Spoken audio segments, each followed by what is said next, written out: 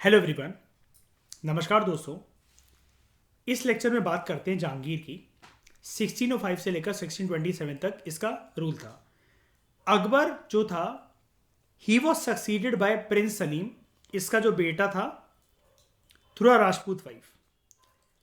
Through a Rajput wife का मतलब क्या है? इसकी राजपूत बीवी कौन थी अकबर की? जोधा। तो जोधा और अकबर के सेक्स से कौन बना? जहांगीर। तो ये याद रखना, ठीक है। इसमें ये जोधा और अकबर के सेक्स का नतीजा है। ओके। प्रिंस सलीम इसका ओरिजिनल नाम था, who was also named Nur Uddin Muhammad Jahangir, conqueror of the world, दुनिया को जीतने वाला। जहांगीर जो था वो ज्यादातर इंटरेस्ट रखता था आर्ट और पेंटिंग में। आपने एक चीज तो सुनी ही होगी, इसको प्यार था किससे? कौन थी इसकी लवर? अनारकली। और अनारकली कौन सी वाली? हाँ, वो जो डिस्को चली, ठीक है। याद है ना शाइनी? तो आर्ट एंड पेंटिंग का काफी दीवाना था। गार्डन फ्लावर वगैरह, यानी कि ऐसी कोई इसकी खास इनिशियल, जब इसके ईयर्स थे, कुछ ऐसी खास हरकत इसको दिखी नहीं। अकबर की नजरों में ये एक प्रकार का सरफिरा आशिक था, जिसको दुनिया जहां को कब्जा करना चाहिए था। नाम में भी यही है, कॉन्करर ऑफ द वर्ल्ड, लेकिन आशिकी सर पे सवार थी। अकबर की नजरों में इनिशियल ईयर्स में निब्बा था एक तरीके से, लेकिन सक्सीड करने वाला यही था अकबर को। गवर्नमेंट वगैरह रन करने में ज्यादा इंटरेस्टेड नहीं था, इसको कुछ लेना देना नहीं था कॉन्क्वेस्ट से, इसको उसको हराने में। ये अपना मस्त मौला रहना चाहता था। सॉफ्ट पावर में बिलीव करता था, ना कि हार्ड पावर के अंदर। जहांगीर की जो वाइफ थी, Mehrunnisa, I really love this name. Alauddin की बीवी का नाम भी था मेहरुनिसा, जिसको नूर जहां भी कहते हैं। She was the real power behind the throne, ठीक है। ये चलाती थी ज्यादातर राजगद्दी पर बैठकर पूरे के पूरे साम्राज्य को। Jahangir carried on to some extend his father tradition, Akbar की ट्रेडिशंस को उसने कंटिन्यू रखा। अकबर की जो रिलीजियस पॉलिसीज की जो टॉलरेशन थी, अकबर के अंदर धर्मों को लेकर जो टॉलरेशन थी, वो जहांगीर के टाइम में भी कंटिन्यू रही। यानी कि जहांगीर भी आदर देता होगा ना, सम्मान देता होगा ना डिफरेंट डिफरेंट धर्म के लीडर्स को, रूलर्स को, अलग अलग फेथ के बिलीवर्स को। अगर ये लेगेसी कंटिन्यू रखी इसने, बिल्कुल देता था, ठीक है। इतिहासकार हमें ये बताते हैं, ये जो नूरजहां थी ना, ये थोड़ी सी ना चालाक लेडी थी। इसके बड़े सारे एक्स्ट्रा मैरिटल अफेयर भी चलते थे। जहांगीर के कोर्ट में कोई कोई इंपॉर्टेंट इंपॉर्टेंट लोग, जो कि कोई ज्वेलरी लेकर, रिंग लेकर, मोती लेकर, नायाब पत्थर लेकर, कोई जो चले आते थे, ये उनको सिड्यूस करती थी। और इसने बहुत एक्स्ट्रा मैरिटल अफेयर चलाए हैं, ऐसा इतिहासकार बोलते हैं। She was Nurjahan. क्या पकड़ी है मोहतरमा हाथ में? ओ, छोटा सा मदिरे का प्याला, ठीक है। एक सिप के अंदर जैसे वॉडका शॉट्स के जो ग्लासेस होते हैं ना, वैसे वाले। But Jahangir ordered the execution of Sikh leader Guru Arjan. ये जहांगीर का थोड़ा सा एक अलग रवैया था कि सिख गुरु रामदास की कितनी कदर करी थी, हमने देखा था अकबर ने। यहां पर देखो, अकबर ने इनको जमीन भी दी थी गुरुद्वारा बनाने के लिए, अमृतसर में, पंजाब में, हरमंदिर साहिब। लेकिन बेटे ने सिख लीडर गुरु अर्जन देव जी का वध कर दिया। क्यों? ही ऑर्डर्ड द एग्जीक्यूशन, मार डाला। He ordered the execution of Sikh leader Guru Arjan for helping his rebellious सन खुसरो, कि वो गद्दी पर बैठ सके, इसकी मदद करी थी। और सिख लोग बहुत नाराज हो गए थे अकबर के टाइम पर। जितना ज्यादा शान थे, जितना ज्यादा वो लिबरल थे मुगल को लेकर, मुगल्स को लेकर, मुगल एम्पायर को लेकर, मुगल एम्परर को लेकर भी।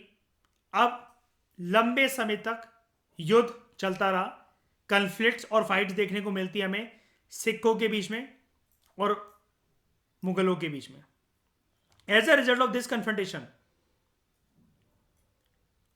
Mughals had to lose control over the trade routes to Afghanistan, Persia and Central Asia. क्यों? ऐसा क्यों? सिखों से लड़ाई हुई तो ये एरिया हाथ से क्यों चले गए? ट्रेड रूट्स क्योंकि कहां से होकर गुजरेगा? नॉर्थ वेस्ट से। और नॉर्थ वेस्ट में अब कौन नहीं जाने देगा उनके सामान को? सिख लोग। और ये पंजाब भी उसी रास्ते में पड़ेगा कि नहीं पड़ेगा बताओ? पाकिस्तान से होकर अफगानिस्तान घुसेंगे, पर्शिया, सेंट्रल एशिया। यानी कि पहला जो दरवाजा है वो अफगानिस्तान भी अगर है, पर्शिया और सेंट्रल एशिया तो चलो बाद में पड़ेगा, बीच में पंजाब पड़ेगा कि नहीं पड़ेगा बताओ? और तुमने उनके गुरु को मार डाला तो वो जाने देंगे आराम से सामान, या फिर वो इस घटना को भूल जाएंगे क्या 10 साल, 5 साल, 15 साल, 20 साल के अंदर बताओ? धार्मिक आस्था को अगर ठेस पहुंचाई जाए, क्या वो कम्युनिटी भूल जाती है उस घाव को? क्या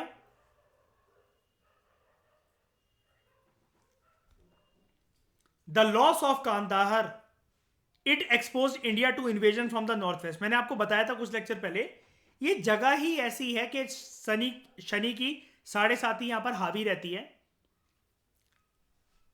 पता नहीं क्या टोना टोटका है, कांदार चला गया हाथ से, अब सामान जा नहीं सकता, सिखों के साथ लड़ाई हो गई। अब नॉर्थ वेस्ट जो है उसके दरवाजे फिर से खुल गए। जिन जिन रूलर्स के, दुश्मनों के हौसले बुलंद नहीं थे भारत में कदम रखने के लिए, उनको तो अपॉर्चुनिटी मिल गई कि मुगल तो यहां पर ध्यान ही नहीं दे रहे। क्यों? अफगानिस्तान, पर्शिया, सेंट्रल एशिया में ट्रेड रूट्स खत्म, तो उनको लगा अब मुगल रूलर्स का जो अटेंशन है वो किसी और तरह डाइवर्ट हो चला है। अहमदनगर ये कहां पर था? South India. Though conquered by Jahangir, it remained a source of trouble throughout his reign. बार बार अहमदनगर बगावत पर उतर आता था। हमने मॉडर्न इंडियन हिस्ट्री में पढ़ा था, जहांगीर के टाइम पर पोर्चुगीज ईस्ट इंडिया कंपनी आती है ना, और जहांगीर ने इनको ट्रेडिंग राइट्स दिए थे। बाद में इंग्लिश ईस्ट इंडिया कंपनी को भी दिए थे। थॉमस रो जो कि एक रिप्रेजेंटेटिव था उस टाइम के इंग्लैंड का राजा का किंग जेम्स वन का, ये जहांगीर के कोर्ट आया था, और जहांगीर और उसके बीच में एक एग्रीमेंट हुआ था जिसकी वजह से अंग्रेज जो थे, ब्रिटिशर्स जो थे, they were able to establish their first factory in Surat. And where is सूरत?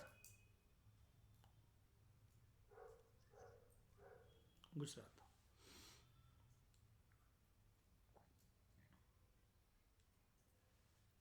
ठीक है, ये चीज समझ में आ गई। अब बात करते हैं शाहजहां की। बादशाह के क्रोनोलॉजी में बाबर, हुमायूं, अकबर, जहांगीर हमने पढ़ लिया। अब हमारा भाज तक हो गया, सा बचा है, SA, शाहजहां और औरंगजेब। शाहजहां को जानते हैं 1627 to 1658। Prince Khurram, after a struggle for power, इसने जहांगीर को सक्सीड करा बाप से बगावत करके, as Shahjahan king of the world. और जहांगीर का मतलब था conqueror of the world. Shahjahan ने लगभग 30 सालों तक रूल करा, 30 सालों तक राजगद्दी संभाली, बीइंग अ मुगल एम्परर। इसने कैंपेन चलाए अहमदनगर के अगेंस्ट, और अहमदनगर को अच्छे से कॉन्कर भी कर लिया 1632 में। जहांगीर के टाइम पर जो अहमदनगर नाक में दम कर रहा था,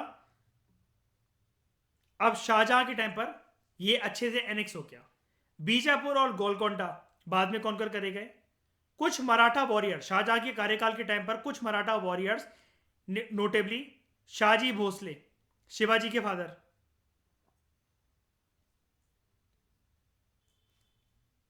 he entered the services of the Deccan kingdoms and trained bands of Maratha soldiers to fight against the Mughals।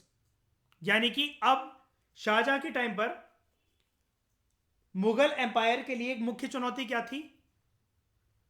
कौन नाक में दम कर रहे थे अब? कौन थे सामने warriors?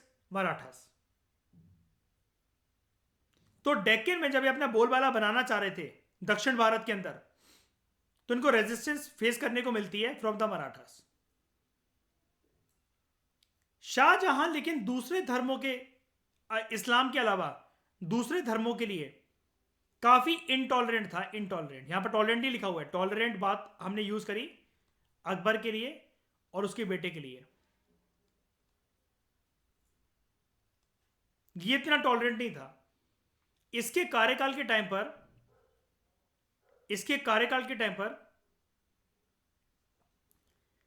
In his reign came the climax of Mughal splendour. यानी कि मुगल एम्पायर में क्या क्या चीजें, क्या क्या नकाशियां, बेहतरीन आर्ट एंड कल्चर, प्रॉस्पेरिटी जो देखी जाती है, शाहजहां के टाइम पर बिल्कुल स्काई रॉकेट हो गई थी वो। शाहजहां बीमार हो गया था 1657 में, और राजगद्दी पर बैठेगा कौन, इस चीज को लेकर खानदान में लड़ाई शुरू हो गई थी इसके 4 बेटों के बीच में। औरंगजेब सक्सेसफुल इमर्ज हुआ इस लड़ाई के अंदर।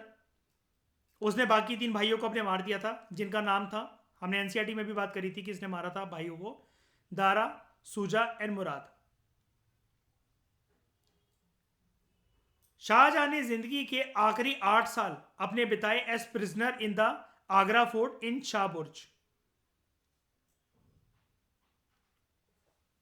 और इसको किसने बंद कर दिया था?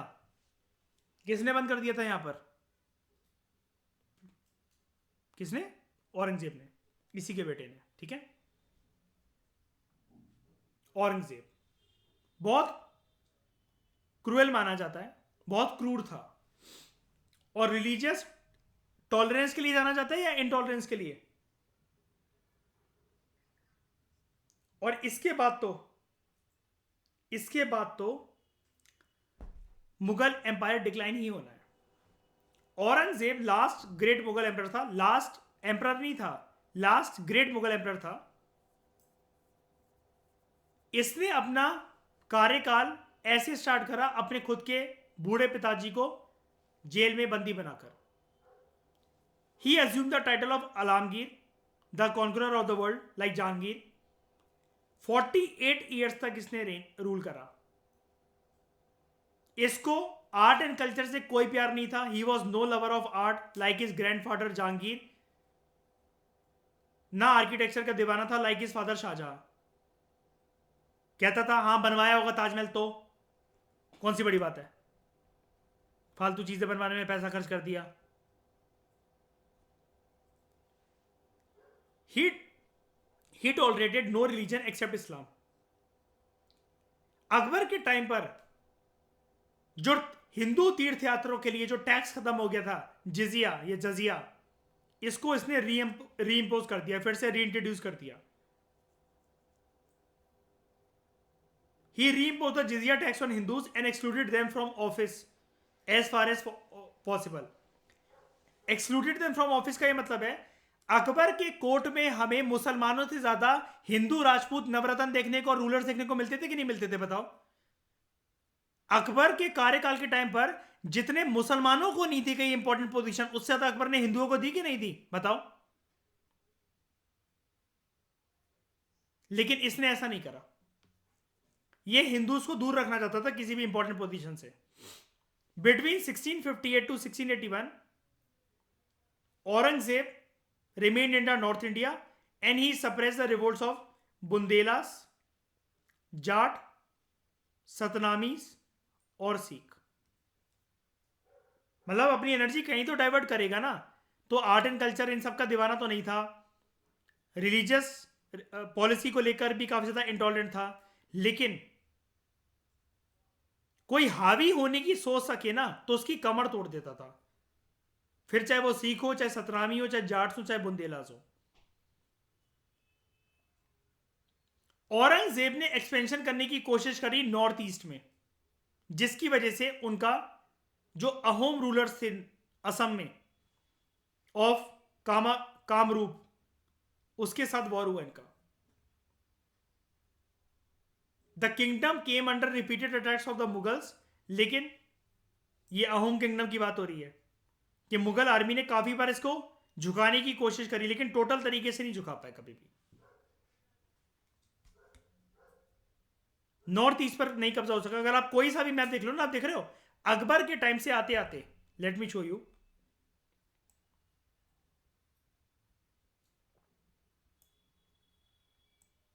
यहां पर आपको क्या देखने को मिला, ये स्पेस ब्लैंक था, यहां पर कॉन्क्वेस्ट और कंसोलिडेशन होना बाकी था। अब यही मैप अकबर के टाइम का है, अब औरंगजेब के टाइम पर देखो, पूरा पिंकिश हो गया, हर जगह ऑलमोस्ट देखने को मिल रहा है हमें औरंगजेब का रूल चक्रवर्तन की तरह है, बस यहां पर नहीं, नॉर्थ ईस्ट में नहीं, और एक्सट्रीम दक्षिण भारत में नहीं, बाकी पूरा पूरा भारत इसने 95% से भी ज्यादा अपने कब्जे में ले रखा था, मुगल एम्पायर की छत्र छाया में ले रखा था।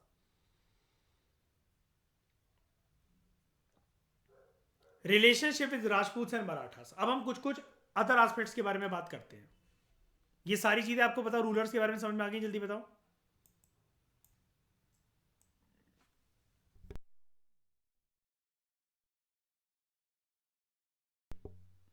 तो बात करते हैं relationship with Rajput and Marathas. Mughal emperors के या मुगल एम्पायर के कैसे रिलेशन थे। औरंगजेब की जो नफरत थी राजपूतों के खिलाफ, जो राजपूत इनके पूर्वजों क्या, अकबर क्या, दरबार की जो शान हुआ करते थे, औरंगजेब इनसे चिढ़ने लगा, जिसकी वजह से लंबे समय तक युद्ध चले मुगल आर्मी और राजपूतों के बीच में। टू मेक मैटर्स वर्स, हालत बद से बदतर हो गई जब इसका रेबेलियस बेटा प्रिंस अकबर, ये जो अकबर है ना, ये वो अकबर नहीं, ऑब्वियस सी बात है, इसको बोला जाता है वैसे अकबर टू।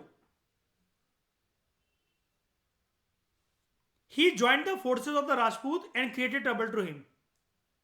यानी कि किसके अगेंस्ट खड़ा हो गया ये, राजपूतों के अगेंस्ट कि अपने बाप के अगेंस्ट, अपने पापा के against. Prince Akbar entered into a pact with Shivaji son Sambhaji in the Deccan. So Aurangzeb को जो था वो दक्कन में जाना पड़ा 1689 में।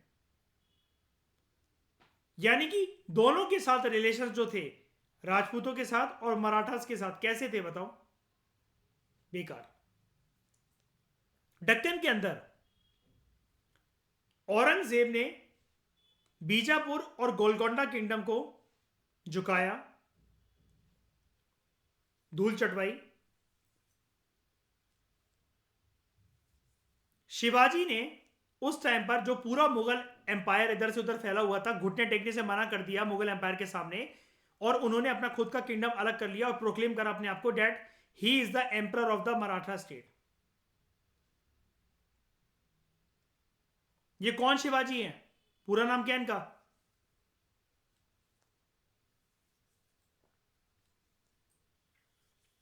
Yes, 1674। Aurangzeb could not stop the rise of Shivaji in the south west, लेकिन इन्होंने, औरंगजेब ने शिवाजी के बेटे को पूरी तरीके से हरा दिया, और जो उसका बेटा सक्सेसर भी था शाम्बूजी, जिसको कैप्चर भी करा गया और जान से मार दिया गया औरंगजेब के द्वारा। औरंगजेब उसके बाद डक्कर में ही रहा अंटिल इज डेथ इन 1707। जिया बहुत साला हरामखोर, 90 साल की उम्र तक। By the end of Aurangzeb's rule, Britishers ने अपने आप को बहुत अच्छी तरीके से बिछा लिया था इंडिया में, बड़े सारे ट्रेड सेंटर्स खोलकर, एट मद्रास, चेन्नई, कोलकाता, कलकत्ता एंड बॉम्बे। और ये चीज़ आप जानते हो बहुत अच्छी तरीके से जब हम ये वाला मॉडर्न इंडस्ट्री में मैप बनाते हैं। 3 इंपॉर्टेंट लोकेशंस है ना, बॉम्बे, मद्रास एंड कलकत्ता।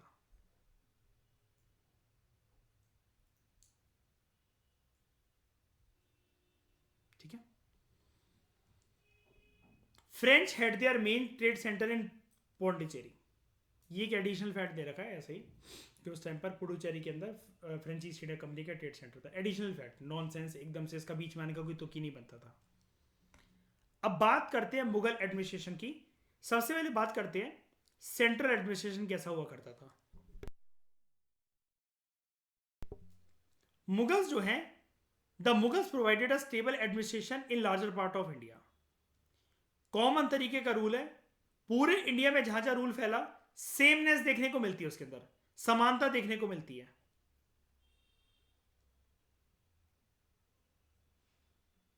एडमिनिस्ट्रेशन बहुत अच्छा था।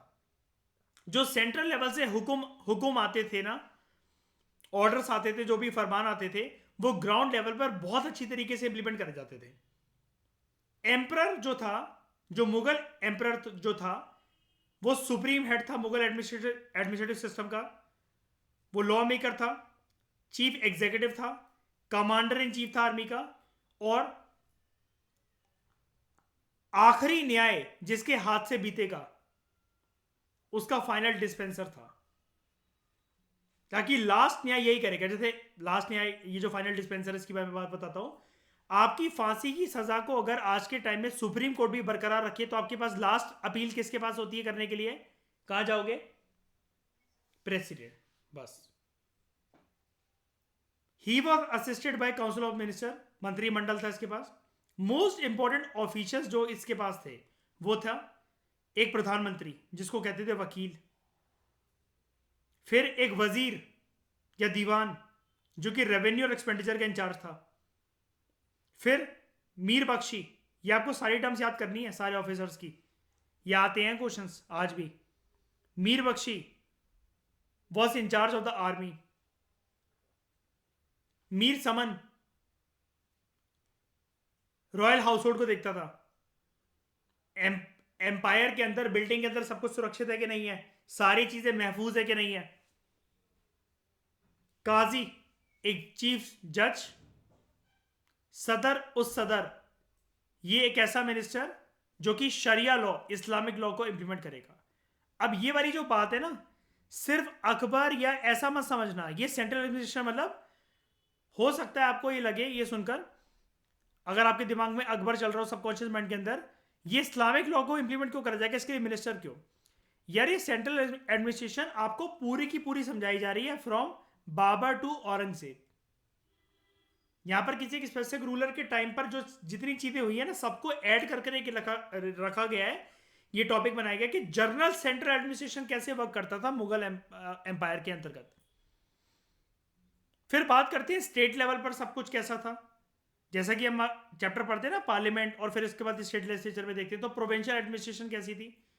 एम्पायर जो था पूरा का पूरा, it was divided into various subas, provinces. हर एक सूबा को, हर एक प्रोविंस को कंट्रोल करने वाला एक पर्सन होता था जिसका टाइटल था सूबेदार। सूबास को और फर्दर डिवाइड करा जाता था डिस्ट्रिक्ट के अंदर, जिसको बोला जाता था सरकार। सरकार को फर्दर सब डिवाइड करा जाता था परगनास के अंदर। और परगना क्या होते थे? Group of villages, gram, they form Pargana. तो यानी कि क्रोनोलॉजी कैसे बैठी, सबसे नीचे गांव है, नंबर ऑफ गांव मिलाकर एक परगना बना रहे हैं, ठीक है। उसके बाद जो डिस्ट्रिक्ट्स हैं, जो कि जिनको सरकार बोला जा रहा है, number of districts form subas, और जिनको हेड करता था एक सूबेदार। It was a province.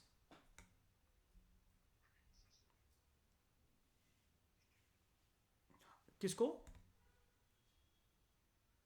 सूबे को। हाँ, प्रोविंस एक तरीके से स्टेट है, उस जमाने की एक तरीके से स्टेट, आप ऐसा मान सकते हो। अब आ जाओ पूरे प्रॉपर गांव वाले एडमिनिस्ट्रेशन के अंदर, लोकल एडमिनिस्ट्रेशन, पंचायत वगैरह। टाउन्स और सिटीज को एडमिनिस्टर करा जाता था कोतवाल के द्वारा। ये तो हो गई शहरों की बात। कोतवाल मेंटेन करता था यहां पर लॉ एंड ऑर्डर। जो गांव का एडमिनिस्ट्रेशन था वो लोकल विलेज पंचायत की निगरानी में था, जो कि उस जमाने में इनफॉर्मल इंस्टीट्यूशन होते थे जस्टिस के गांव में। देख रहे हो, फॉर्मल नहीं, इनफॉर्मल तरीके से जस्टिस डिस्पेंस करते थे ये। This is very important. Panchayat दर्ज जो थे, जो ज्यूरी थी, वो यहां पर जस्टिस, न्याय करती थी, जैसे एक तरीके से पंचायत बैठी हुई है, किसी मुद्दे पर पंचायत लगी हुई है, लेकिन these were informal institution, not formal. Central order नहीं आता था, एम्परर ऑर्डर नहीं भेजता था इस चीज के लिए।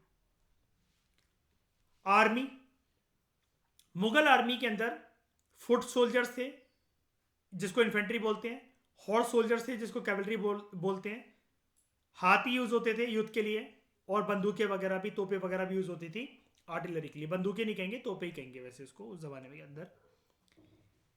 जो एम्परर थे, they maintained a large number of trained and well armed boyguards and palace guards, bodyguards and palace guard, sorry. एक जो महल की रखवाली करेंगे और कुछ आसपास जो घूमेंगे सिपाही वगैरह। फिर बात करते हैं मनसबदारी सिस्टम की। मनसबदारी सिस्टम किससे इंट्रोड्यूस करा? This is a important question, this is the important question. Akbar ने इंट्रोड्यूस करा। अकॉर्डिंग टू दिस सिस्टम, जो नोबल्स थे, जो सिविल ऑफिशियल्स थे और जो मिलिट्री ऑफिशियल्स थे, इन सबको कंबाइन करके एक सिंगल सर्विस बना दी गई। यानी कि आप ऐसा मान लो कि बीइंग अ पीएम, हम लोग ऐसा कर दें, आईएएस, आईपीएस, आईएफएस, इन सबको कंबाइन करके एक सर्विस बना दें। कुछ ऐसे ही करा गया। समझाने के एक तरीके से बस मैंने एग्जांपल यूज करा। हर एक जो सर्विस में पर्सन था उसको एक पोजीशन या रैंक दी जाती थी जिसको बोला जाता था मनसब। अब जो इस पोजीशन या रैंक को होल्ड करेगा वो होगा मनसबदार। मनसबदार की जो रैंक थी वो डिपेंडेंट थी दो चीजों पे, एक जत और एक सवार। जो जत है वो इंडिकेट करती थी कि एक का स्टेटस क्या है, ओहदा क्या है, उसका वजूद क्या है। एंड सवार, वो कितने हॉर्सेस और कितने घुड़सवार मेंटेन करता है। ऐसे मनसबदारों की सैलरी भी फिक्स करी जाती थी। वो सैलरी इस बात पर डिपेंड करती थी द नंबर ऑफ सोल्जर्स जो ईच मनसबदार मेंटेन कर रहा है, विच रेंज फ्रॉम 10 to 10,000। हमने क्या पढ़ा था, अकबर के टाइम पर वैसे कितने मनसबदार थे जो कि बहुत हाई पेइंग ऑफिसर्स थे? टॉप के मनसबदार कितने थे?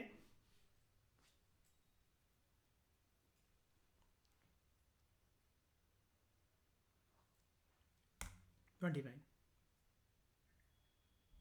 28 थे क्या कि 29 थे? 29 थे मेरे ख्याल से।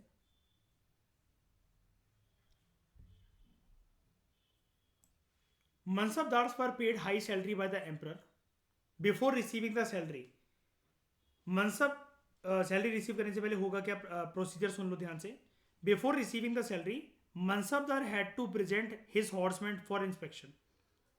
कि घोड़ा वगैरह सही मेंटेन कर रखा है, बीमार तो नहीं है घोड़ा, युद्ध में काम आ सकेगा, कल को अगर एकदम से भसड़ मच गई तो ये घोड़ा ऐसा तो नहीं है रणभूमि छोड़कर चल बसेगा, भाग जाएगा वहां से।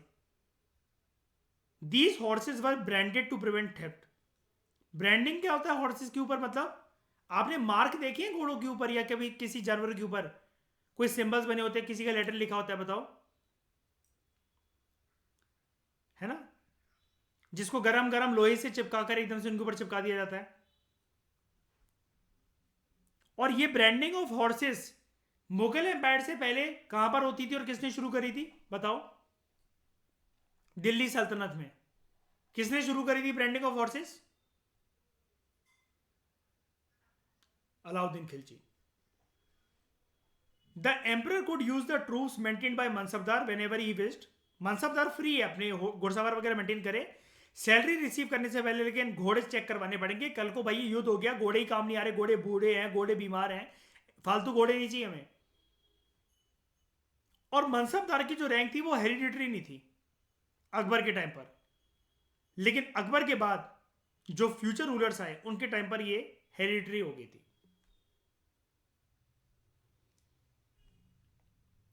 बताओ ये चीज समझ में आई? ये ब्रांडिंग की वजह से एनिमल्स को दर्द तो होता ही है, तो अब तो एक वो चीज़ आ गई है कि कान में एक एक पैम्फलेट टाइप लगाई जाती है, नंबर नंबर लगाया जाता है कि वो पता लग जाए कि किसका है क्या नहीं है, उनके गर्दन और कान के आसपास, ताकि ये ब्रांडिंग से जो लोहे को गर्म करके ये जो एक मार्क छोड़ा जाएगा उससे दर्द ना हो जानवरों को, एनिमल्स की हरेसमेंट ना हो। क्या कह रहे हो अब इसमें? बार कोड, यस यस, उससे पता लग जाता है कि मालिकाना हक किसका है इसके ऊपर, है ना, कि अगर कल को वो खो वगैरह भी जाए तब भी, है ना। तो इस डिस्कशन में दोस्तों फिलहाल इतना ही। Thank you very much for discussion.